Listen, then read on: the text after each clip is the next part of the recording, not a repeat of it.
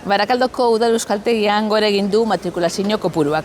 2025-2026 ikasturtean 1.286 ikasle matrikulatu dira, aurreko ikasturtean berriz 1.189. Igoera horrek hirian euskara ikasteko interesa areagotzeko joera sendotzen du.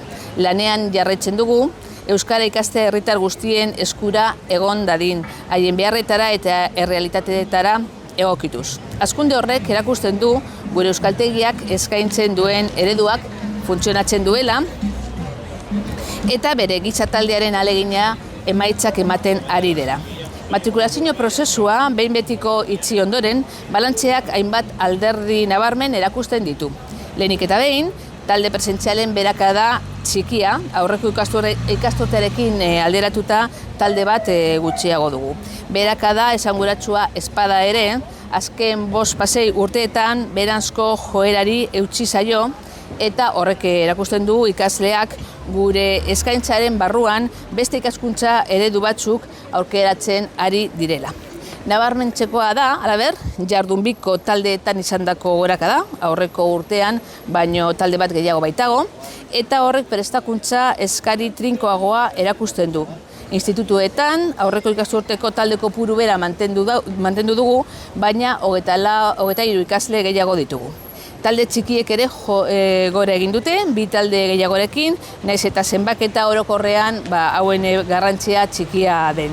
Guztira, aurrez aurreko eta tutoretxapeko ereduetako talde kopurua, ia ez da aldatzen, baina bai ikasleen kopurua, 73 ikasle gehiago baitaude formatu horietan. Autoikaskuntzan ereduak ere gora egiten jarraitzen du, 22 ikasle berrirekin joan den ikasturtearekin alderatuta. Formatu horrek oso balorazio positiboa du irakasleen eta ikasleen aldetik.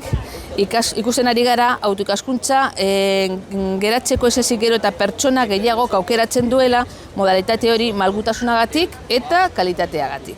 Udalak euskaltegiari baliabideak eta laguntza eskaintzeko apustua egiten jarraituko du zerbitzua mantendu eta hobetzeko.